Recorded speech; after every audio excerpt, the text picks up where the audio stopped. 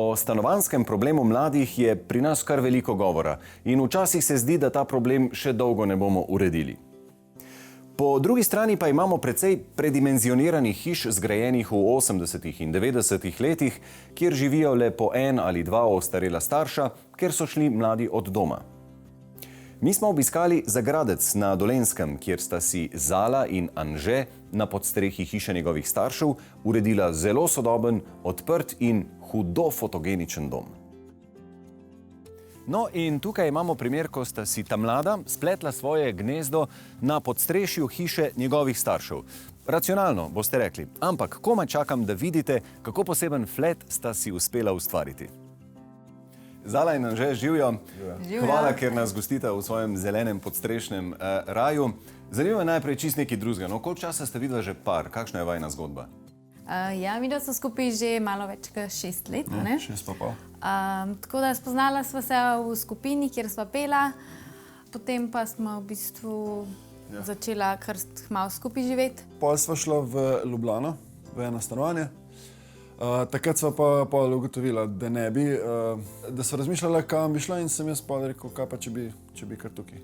V bistvu sva razmišljala, da bi rabila mogoče malo večje stanovanje, kakor so v Ljubljani, in sva nekako ugotovila, da cenovno najbolj bi prišla čez, če se preživiva ali pri meni ali pa pri njemu. Tako da tukaj sva si potem ustvarila, ker je bil v bistvu že nekako začrtan, da bi enkrat lahko bilo stanovanje. Neka zasnova stanovanja je že bila, sem še malo odprl pa. Ja, no, tako enostavno tudi ni šlo, ne? Sva nekako bila oba mnenja, da mogoče bi v življenju rada še kam šla potovati, pa si še kaj privoščila, ne pa da na naslednjih 10 do 15 let samo za novo stanovanje nekje v Ljubljani plačujeva, tako da sva nek kompromis naredila, pa tudi Anže tukaj doma dela z očem na kmetiji in v bistvu imata skupaj tudi podjetje gradbeno, tako da smo nekako naredili, da je vsem najboljše. Smo se odločili, da bomo pa kar takole. Racionalno in trezno razmišljanje mladega para nas je navdušilo in zato nas je zanimalo tudi, kako se spopadata s predsodki, da stari in mladi ne pašejo skupaj. Oba v en glas sta povedala, da imajo z Anžetovimi starši odlične odnose, da se drug v drugega ne vtikajo, temveč si pomagajo. Zala pove, da se včasih z bodočo taščo tudi po cel dan ne vidita, če pa si zaželita klepeta ali skupne kavice, se pokličeta kar po telefonu in dogovorita. Pred prenovo je bilo podstrešje v surovem stanju. Najprej so se odločili zamenjati streho, potem pa sta ta mlada podrla skoraj vse stene in oblikovala tloris popolnoma na novo. Anže se poheca, da so od stare podstrehe ostali samo še špirovci. Se da ta stil nekako opredeliti, malo je neulovljiv. Kaj vse je noter? Ja, to je tako nekako bolj osebni stil, malo med industrijskim mogoče, potem so pa v bistvu nekako najin slog probala to pelati, oziroma jaz sem bila bolj tista, ki sem se nekako lotila opremljanja. Oziroma tako sem navajena, jaz kaj nekaj vidim, pač točno vem, kam bi to postavila. In tudi tako sva nekako začela kupovati. Najprej sem začela s kuhno, pa v bistvu sem jaz rekla, če bo pač črna kuhna, taka, ki nam je takoj v oči padla, sva potem na podlagi tega ukomponirala vse ostale prostore. Veliko je topline, veliko je lesa, po drugi strani so pa določeni industrijski elementi, da tako rečemo. Tako, ja. Kateri so ti? Pač v bistvu vse te črne železni detajli se mi zdi, da sva probala tudi omare potem v tem železnem slogu dobiti, kar je bilo mogoče tudi malo težje. Tako da sva za vsako omaro kar dosti časa porabila, da sva jo najdla. Potem sva pa v bistvu itak vse še malo dodelala sama z lesom, pa Anže je dosti delal sam police. Vsako stvar, ki sva domov prinesla, se mogel malo spremeniti. A čakaj, tudi nove stvari, ki ste jih prinesla iz trgovine? Ja, mislim, kaj je bilo treba obrezati ali pa kaj tako malo, kakšne luči, vem, da so neke kable rezala, da so jih skrajšala. Tako no, Anže je tak, da se malo znajde. Jaz mu pač rečem, kaj bi rada, pol pa ne. Mi pove, to mora biti tako, jaz moram pol pa to nekako izdelati. Tako da malo je bilo ena živčna vojna včasih vmes, ki je šlo vse narobe, ampak na koncu pol rata, no.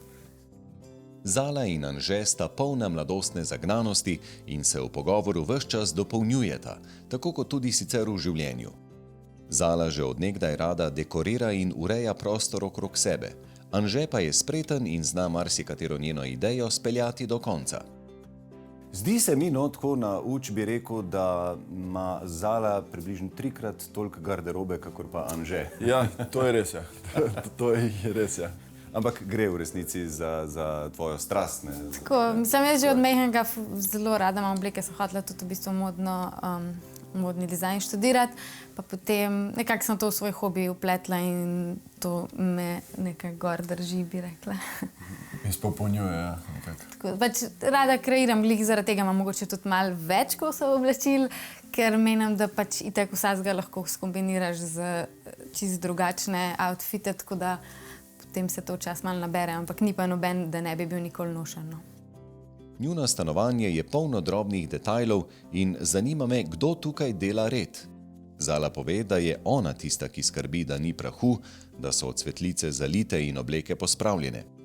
Sicer pa tudi tukaj v en glas povesta, da sta se navadila stvari sproti pospravljati na svoje mesto, tako da s pospravljanjem ni preveč dela. Oba uživata v odprtem prostoru, zato jima to ni težko. No, glede na tole mladostno svežino, odprtost in orože, se mi zdi pa kopalnica v nekem bolj glamuroznem stilu. Ja, sej, v bistvu najin stil je tako mešan, v bistvu tudi nekako malo glamurja je meni všeč, glih do prave mere in nekako sem si želela imeti res tisto tako banjo, orang in da je mečkan bolj vse tako zlato in sva skušala potem tudi to doseči s samimi detajli. To ni bilo tako enostavno glede armaturne, ker ponovadi so take glamurozne armature dosti drage. Mi da so pa vseeno iskala, tako kot pri vsaki stvari iščeva, da za čim manj stroška dobiš čim več ven. In je bilo kar iskanje, no, da sem najdel vse, ker mi je rekla, striktno rekla, ne sme biti sivone. Marsikoga bo zanimalo, predvsem mlajše pare, kakšen je stroškovnik takelega podstrešnega stanovanja? Sta si kdaj izračunala? Da bi prav šli natančno čez vse, koliko smo zapravili za stanovanje, niti nismo šli, ampak po nekih grobih izračunih okrog 40.000 evrov. 45. Med 40 in 45.000 evrov. Ok, in kaj je vse všteto v ta denar? Vse.